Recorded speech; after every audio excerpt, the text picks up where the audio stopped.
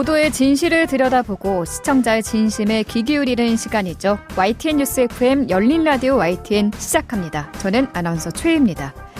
2021년 11월 많은 관심 속에 국내에 입성한 디즈니 플러스. 그런데 업계에 따르면 최근 이 오리지널 콘텐츠를 발굴하는 OTT 콘텐츠 팀 인력 15명이 회사를 떠나 팀 전체가 사라졌다는 소식이 들립니다. 디즈니의 글로벌 인력 감축 정책이 국내 사업 부서에도 영향을 준 듯한데요. 디즈니 국내 오리지널 콘텐츠 제작에 대한 활로가 막히는 건 아닌지 뉴미디어 트렌드에서 이야기 나눠보겠습니다. 팩트체크도 준비되어 있습니다. 오늘 열린 라디오 YTN 지금 바로 시작합니다.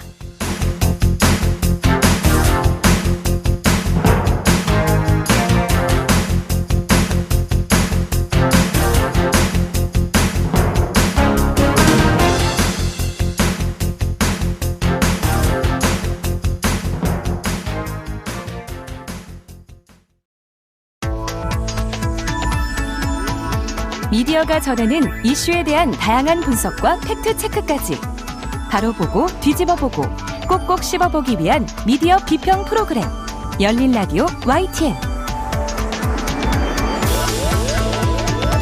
지난 한 주간 있었던 뉴스들 가운데 사실 확인이 필요한 뉴스들 팩트체크해보는 시간입니다. 팩트체크 전문 미디어 뉴스톱의 송영훈 팩트체커 전화로 연결돼 있습니다. 안녕하세요.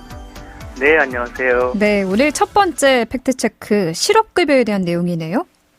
네, 최근 이 실업급여를 이 외국인 그중에서도 특히 흔히 조선족으로 불리는 한국계 중국인들이 많이 받았다는 보도가 나왔습니다. 이 보도 살펴보니까 네. 김영진 민주당 의원실이 이 고용노동부로부터 받은 자료에 따르면 이 외국인 실업급여 수령액이 지난 2020년 기준 1,000억 원을 처음 돌파했고, 이 국적별로 볼 때 조선족, 한국계 중국인 비율이 1위를 차지했습니다. 네, 이 보도 이후 류여애 전 자유한국당 최고위원은 이 세금 낭비가 심각하다고 언급했고요. 또 일부 유튜버는 이 국내 전체 실업급여 가운데 50% 이상은 조선족이 받아간다, 이런 주장을 했습니다. 네. 네, 그래서 해당 댓글과 SNS에는 이 외국인 노동자와 또 조선족에 대한 혐오성 발언이 좀 많아졌습니다. 그래서 조선족 등 외국인들이 전체 실업급여의 50% 이상을 가져가는지 확인해봤습니다. 일단 이 외국인 노동자가 실업급여를 받았다면 고용보험에 가입했다는 것일 텐데 네. 이 보험료가 국내 노동자가 내는 것과 같나요? 보험료가? 네, 같습니다. 이 실업급여 보험료는 내 외국인이 다르지 않은데요. 현재 고용보험 실업급여율은 1.8%이고 이 사업주와 노동자 각각 보험료의 반인 0.9%씩 내고 있고, 네. 내 외국인이 같습니다. 네, 현재 고용노동부 자료에 따르면 2022년 기준 내국인, 즉 한국인 실업급여 지급자 수는 161만 9천여 명이었고요. 외국인 지급자 수는 12,107명이었습니다. 이 한국인 대비 외국인 지급자 수는 약 0.7% 이렇게 나왔습니다. 네. 대당 차이가 인원수가 크다 보니까 외국인들이 더 많이 가져갈 수는 없겠죠. 네. 금액을 따져보니까 지난해 내국인 실업급여 총 지급액은 약 10조 원이었고요. 외국인 실업급여 지급 총액은 약 762억 원이었습니다. 이 비율도 역시 내국인 대비 약 0.7%로 인원 비중과 거의 같았습니다. 그럼 외국인에게 과도하게 실업급여가 지급돼서 세금이 낭비된다는 주장은 어떤가요? 네, 2022년 기준 고용보험료를 납부한 외국인 수는 28만 3,284명인데 이 중에 실업급여를 받은 수는 12,107명으로 전체 부과대상자의 약 4%였습니다. 네. 예, 반면 같은 기간 내국인은 보험료 부과대상 1,664만여 명 가운데 161만 9천여 명이 실업급여 받아서 약 9%를 지급했습니다. 내국인이 약 2배 더 받은 거죠. 네. 비율로. 네, 그래서 각 집단별로 실업급여를 받는 비율은 내국인이 외국인보다 2배 이상 높기 때문에 외국인이 한국인보다 더 많이 실업급여를 받고 세금 낭비라는 주장은 사실이 아닙니다. 그렇군요. 네. 그럼 조선족이라 불리는 한국계 중국인들이 가장 실업급여를 많이 받는다는 거는 사실인가요? 네, 일단 사실입니다. 노동부 자료에 따르면 지난해 2022년 기준 전체 외국인 실업급여 수급자는 12,107명이었고요. 예, 아까 말씀드린 대로 있고 이 가운데 조선족이 6,938명으로 전체 57%를 차지했습니다. 이 조선족 외 중국인들이 1,506명으로 12%, 그 다음으로는 베트남 출신이 623명으로 5위를 차지했는데요. 그러다 보니까 전체 실업급여를 받는 외국인이 10명이면 6명 정도가 조선족이는 사실이고 네. 그러다 보니까 그 나이 자체는 많은데 근데 이게 당연한 게 국내 체류 외국인 가운데 조선족 비율이 가장 많습니다. 지난해 체류한 전체 외국인을 국적별로 보면은 조선족을 포함한 중국인이 84만여 명으로 37.8%, 그리고 베트남인이 23만여 명으로 10.5%, 태국인이 약 20만여 명으로 9% 이렇게 집계됐습니다. 네. 게다가 현재 국내 가사 서비스업 취업은 한국 동포에게만 허용되고 있습니다. 그러다 보니 조선족 출신이 많을 수밖에 없는 거죠. 고용보험료를 납부한 외국인 수도 조선족 출신이 1위인데요. 2022년 기준 보험료를 납부한 외국인은 전체 28만 3천여 명이었는데 이 중 조선족이 9만 5천여 명으로 33%를 기록했습니다. 그 다음 베트남인이 9.7%로 2위, 중국인이 약 7.7%로 3위를 기록했습니다. 일부 유튜버가 주장하는 전체 실업급의 절반을 조선족이 가져간다는 주장은 틀렸습니다. 네. 이 외국인 수급자 가운데 절반이 조선족이라는 것을 착각했거나 아니면 조회수를 올리기 위해서 일부러 그렇게 말을 한 것 같습니다. 그러니까 체류 외국인 중에 조선족이 40% 가까이 많기 때문에 네. 실업급여 수급자도 많을 수밖에 없다라는 거죠. 네네. 각 국적별로 실업급여 수급 비율에도 차이가 조금씩 있는 것 같더라고요. 네네. 이게 국적별로 비자 유형이 다르고요. 이 고용보험 가입률도 다르기 때문인데, 일단 지난 2021년부터 상세 30명 이상의 외국 근로자를 두는 사업장에 이 비전문 취업, E9 비자, 또 방문 취업 H2 비자를 받은 외국인 근로자는 반드시 고용보험에 가입하도록 했습니다. 네. 그런데 이 고용보험 가운데 세 가지 항목 가운데 고용안정, 직업능력 개발 사업에 대해서만 의무 가입 대상이고요. 구직급여, 즉 실업급여에 대해서는 여전히 원하는 사람만 가입하도록 하고 있습니다. 예, 그러다 보니까 예를 들어서 이제 제조업 등에 보통 네팔, 인도네시아 분들이 많이 취업이 돼 있는데 네. 이분들은 비전문 취업 E9 비자로 많이 입국을 하는데 네. E9 비자 소유자는 실직 상태로 3개월이 지나면 추방 대상이 됩니다. 그래서 이적 상태로 한국에 오래 있기는 어려운 거죠. 그러다 보니 실업급여 받을 가능성이 좀 낮아지는 거고요. 이 반면에 조선족은 이 동포 비자인 F4 비자를 받을 수 있어서 실업 상태 유무와 상관없이 오래 체류할 수가 있습니다. 그러다 보니까 실업급여를 받게 되는 경우도 많은 거죠. 또 이걸 보면 이 실업급여를 받는 외국인을 체류 자격비를 보면은 네. 제외 동포인 F4 비자와 영주권자인 F5 비자에 속하는 수급자가 많았습니다. 그러니까 조선족은 실업 상태 유무 상관없이 오래 체류할 수 있기 때문에 그만큼 실업급여를 많이 받을 수밖에 없는 구조라는 거죠. 네, 그렇습니다.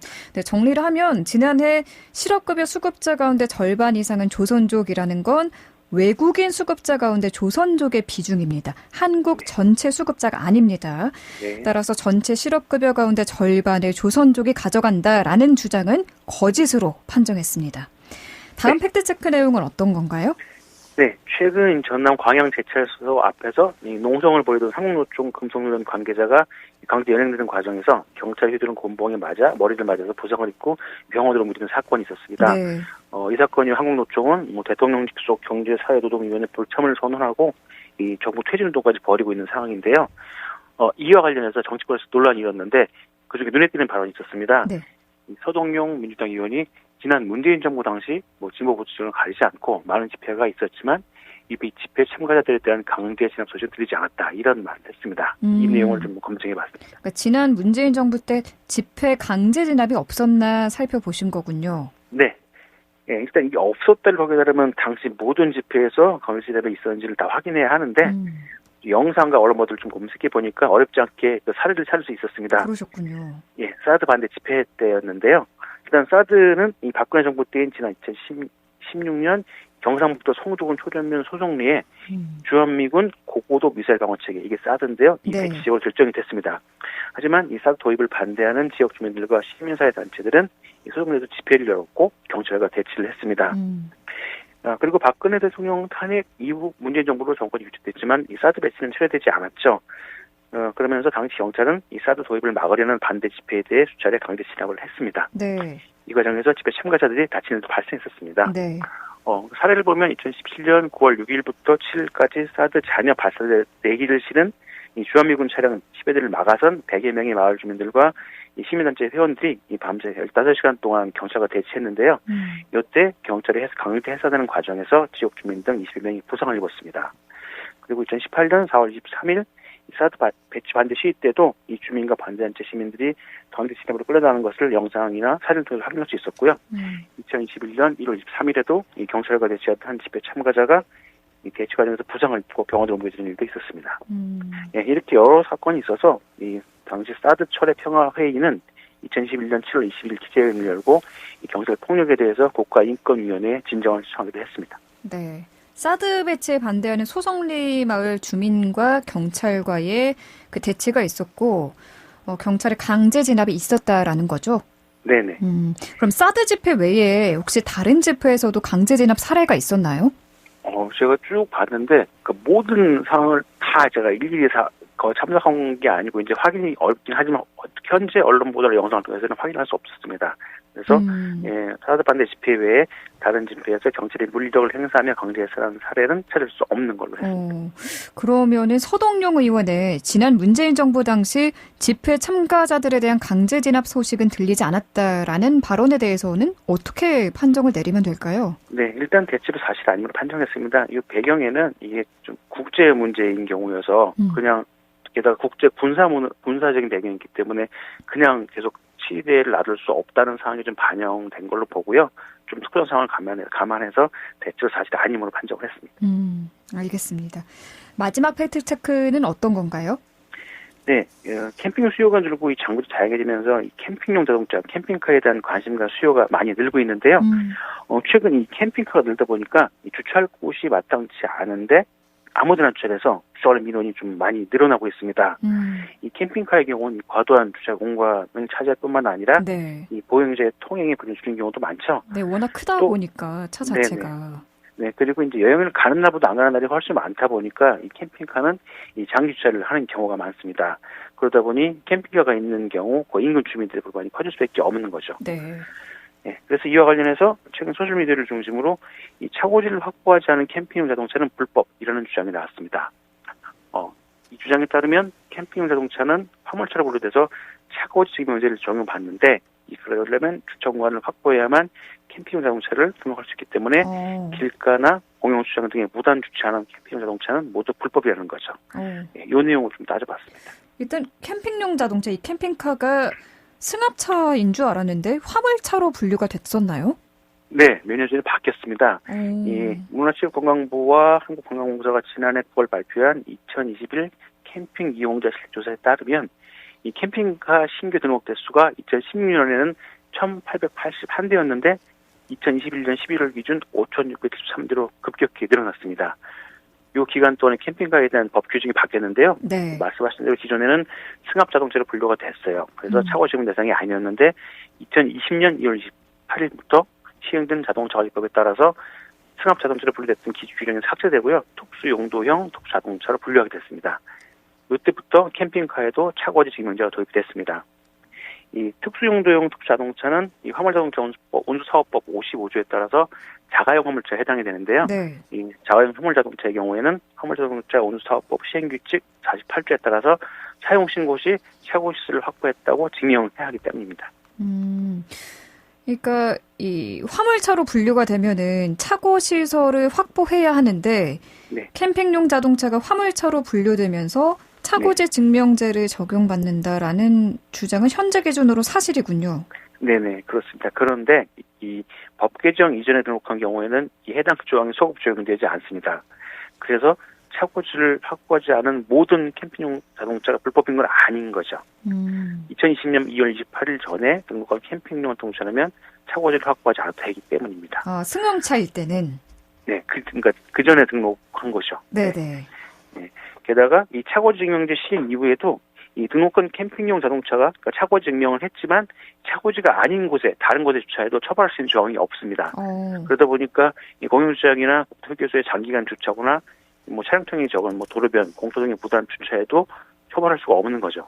그래서 그런 사례가 많은 겁니다. 그러니까 정리하면 캠핑카는 개정된 자동차관리법에 따라 2022년 2월 28일부터 차고지 증명제를 적용받게 됐습니다. 따라서 주차 공간을 확보해야만 캠핑용 자동차 등록이 가능한 거죠?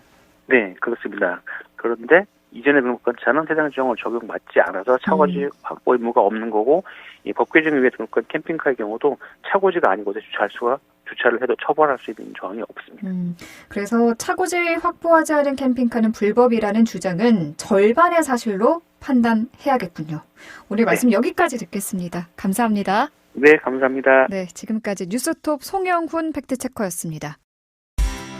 진실을 전합니다. 진심을 다합니다. 시청자 여러분의 목소리에 귀 기울이는 YTN 뉴스 FM, 열린 라디오 YTN. 토요일 저녁 8시 20분과 일요일 밤 11시 20분에 방송됩니다.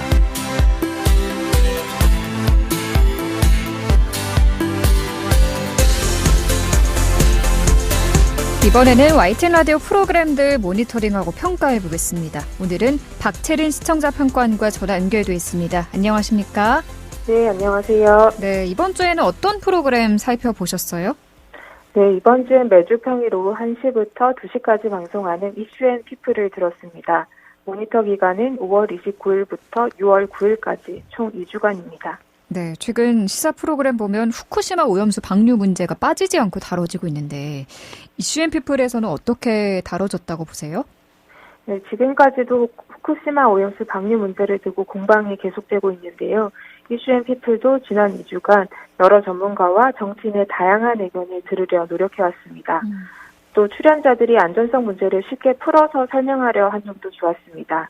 예를 들어 소금 사재기 현상을 어떻게 봐야 하는지, 여름에 해수욕장을 가도 되는 것인지처럼 눈앞에 닥친 우려를 중심으로 안전성 문제를 접근해서 내용이 귀에 잘 들어왔습니다. 네. 물론 아쉬운 부분도 있습니다. 먼저 출연한 전문가들 사이에서 분석이나 주장의 역할을 낼 때 진행자 역할이 필요해 보였는데요. 찬성 반대 전문가가 한자리에서 토론을 했다면 그 자리에서 반박과 재반박이 오갔을 테지만 이슈앤피플은 하루는 찬성 전문가가 그 다음 날엔 반대 전문가 주장을 듣는 방식으로 진행을 했습니다. 그러다 보니 예를 들어 찬성 측이 출연했을 때 진행자는 반대 측이 돼 반박성 질문을 해야 합니다.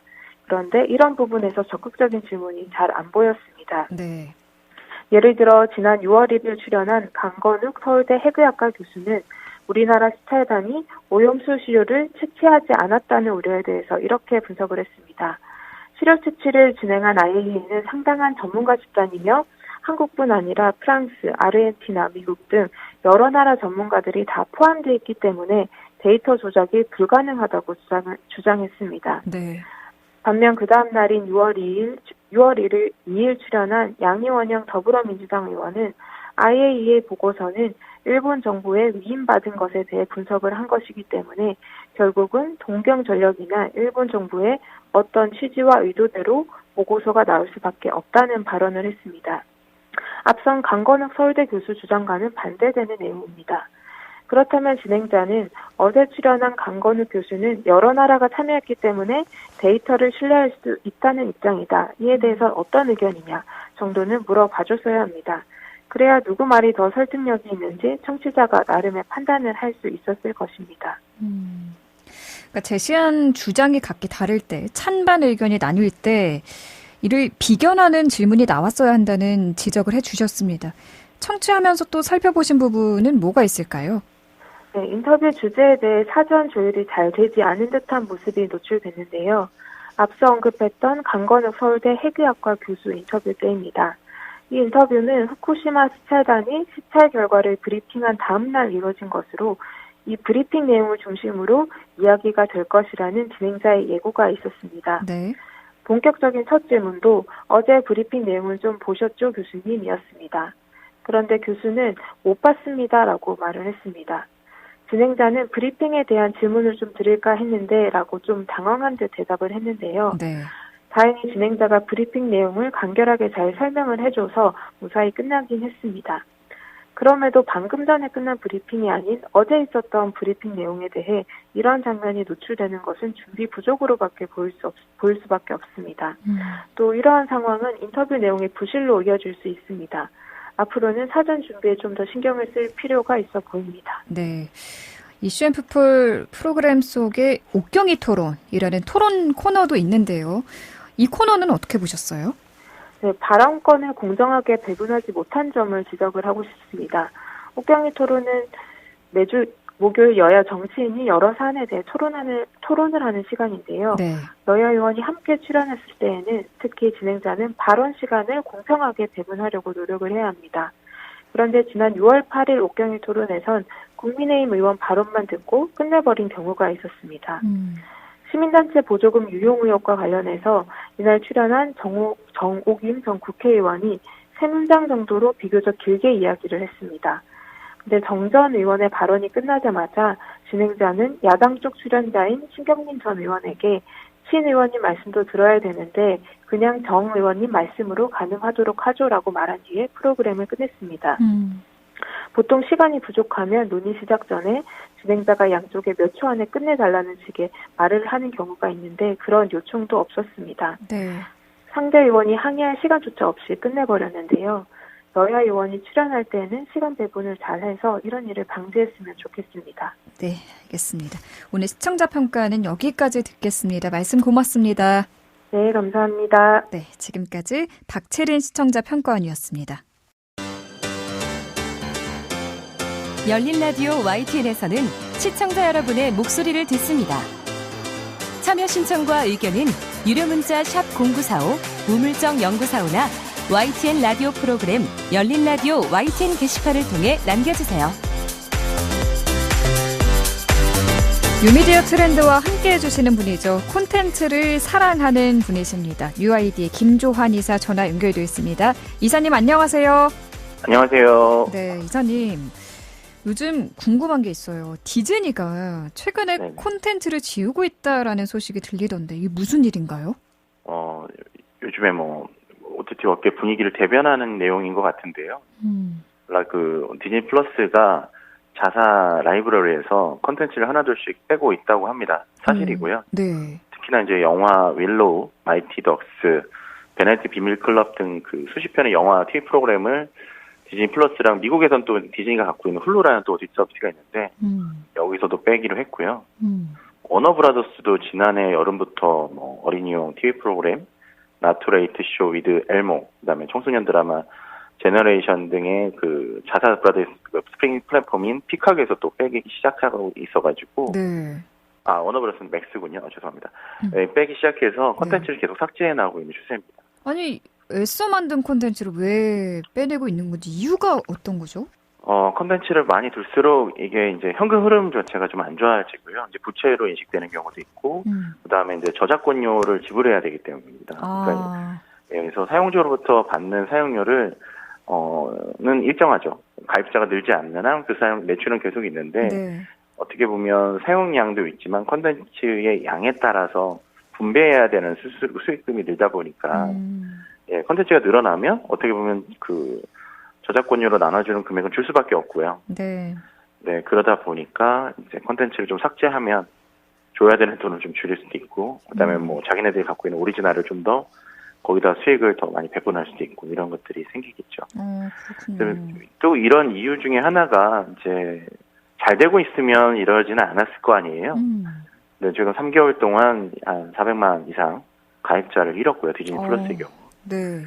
그래서 이제 스트리밍 서비스에서 일부 콘텐츠 삭제할 거라고 했고 결국엔 콘텐츠 제작 이런 비용을 줄이겠다는 얘기고요. 궁극적으로 두 플랫폼에 각기 다른 오리지널들을 제작하면서 비용을 늘렸었는데 이것들을 통합하고 콘텐츠 제작을 줄이면서 좀 효율적으로 비용 절감을 하겠다 이런 내용들을 CEO가 최근에 발표를 했었습니다. 그렇군요. 그러니까 콘텐츠가 많을수록 내야 하는 저작권료도 불어나니까 사람들이 많이 찾지 않는 콘텐츠는 빼고 있는 거군요.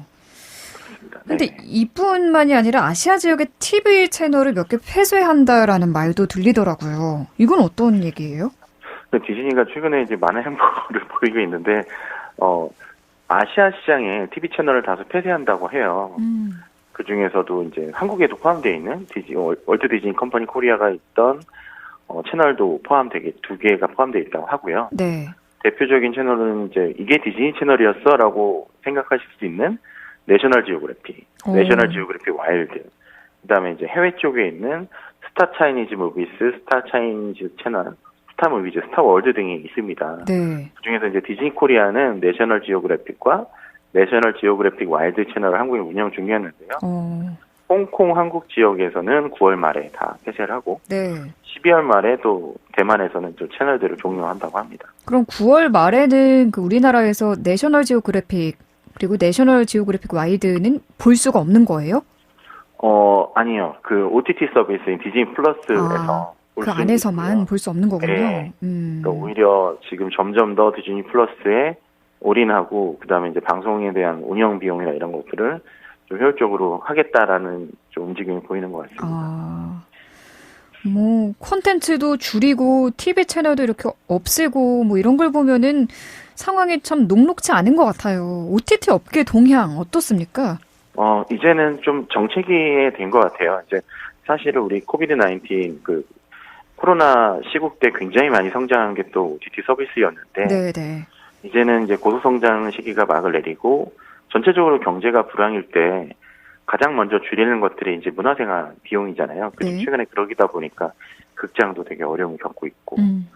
네, 그래서 최근에 이제 뭐 아마존 경우도 아마존 프라임 서비스에 광고를 또 추가를 하겠다 이런 얘기들을 했습니다. 왜냐하면 점점 돈을 내고 들어오는 고객들은 이제 정해져 있고 더 이상 늘어나지 않는다고 하면 그 고객들을 대상으로 돈을 더 벌 수 있는 방법은 또 이제 광고밖에 없거든요. 그래서 이제 뭐 넷플릭스도 최근에 광고를 도입했지만 네. 이제 넷플릭스랑 양대 산맥인 미국에서 아마존 프라임 비디오도 원래는 이제 14.99달러 내면 아마존 프라임 비디오를 무료로 제공을 했었어요. 네. 월 이제 14.99달러에 우리로 따지면 쿠팡이랑 같은 개념인데요. 이제 쇼핑을 하게 되면 무료 배송을 해주고 비디오 서비스도 제공하는. 쿠팡 플레이가 아마존 프라임 비디오 모델을 그대로 사실은 잘 벤치마킹 한 사례인데요. 네. 월 8.99달러를 따로 내면 아마존 프라임 비디오를 볼 수 있었는데 네. 이 8.99달러 자체도 너무 부담이 될 수 있잖아요. 그러다 보니까 이 비용을 좀 낮추고 광고를 좀 많이 보여줘서 고객들이 부담 없이 이제 프라임 비디오를 볼 수 있게 하려는 전략으로 좀 바뀌려고 하는 것 같습니다. 사실 아마존은 이런 광고 서비스가 처음은 아니고요. 네. 이미 아마존 프리비라는 광고로만 볼 수 있는 동영상 서비스가 있는데 이거를 유료 서비스에도 이제 같이 혼합시키려는 전략을 보이는 것 같습니다. 콘텐츠 빼고 광고를 끼워 넣는 OTT 업계들의 움직임. 이 허리띠 졸라매기라는 표현을 언론에서는 많이 쓰더라고요. 네. 업계 상황 이사님께서 잘 설명해 주셨고요. 다른 주제로 넘어가 볼까요? 범죄도시 3 흥행 성공하고 있다는 이야기 지난주에 나눴었죠. 이 훈풍을 다른 영화가 이어받을 수 있을까에 대한 궁금증도 생깁니다. 어떨까요? 그때 저희가 예상했던 것보다 훨씬 더 잘 되고 있는 것 같아요. 범죄도시 3가요. 그렇죠. 범죄도시 3가 16일 연속 박스오피스 1위고요. 이제 2에 이어서 쌍천만 초읽기란 보도도 계속 나오고 있죠. 지금 벌써 누적 관객이 이제 뭐 이번 주말이 끝나면 900만을 넘을 것 같고요. 근데 다음 주가 되면 1000만을 넘지 않을까 이런 예상을 하고 있습니다. 네. 그래서 이제 벌써 회복 물고 틀었다는 평가도 있는데 이게 지난 해랑 동일한 상황이거든요. 그러니까 범죄도시 2로 그 흥행몰이를 하면서 다시 극장이 열렸다라고 해서 굉장히 많은 대작들이 공개됐는데 네네. 많은 영화들이 이렇게 재미를 보진 못했습니다. 하지만 지금은 조금 전략적으로나 여러 가지 많은 사람들이 고민을 하고 영화 배급사에서 이제 차근차근 준비를 하는 것 같은데요. 사실 이제 여름 흥행 대작은 7월부터 시작이지만 다음 주부터 이제 김선호 배우의 복귀작인 귀공자부터 시작을 해서 7월에는 4대 빅4라고 하는 밀수, 더문, 그다음 비공식 작전, 그리고 콘크리트 유토피아까지 확정이 됐습니다. 그래서 이게 또 이제 작년처럼 잘 이어질지 네. 아니면 이제 뭐 역시 범죄도시만 잘 된 거 아니야라고 얘기를 할지는 모르겠으나 네.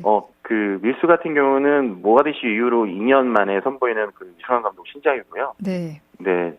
모가디슈 같은 경우도 신종 코로나 바이러스 감염 직격탄 속에서도 360만 명 이상 관객이 동원했었는데 이번에는 뭐 김혜수 씨나 염정아 씨나 조민성 씨, 박정민 씨, 김종수 씨, 고민 씨 같은 그 굉장히 화려한 배우들이 나옵니다. 네. 그래서 부산을 배경으로 하는 예전에 그 1970년대 밀수를 나타내는 영화라고 하는데 기대가 되고요. 네. 또 하나는 이제 VFX가 아주 굉장히 많이 화려하게 펼쳐질 또 김용화 감독, 우리로 하면 신과 함께로 유명하죠.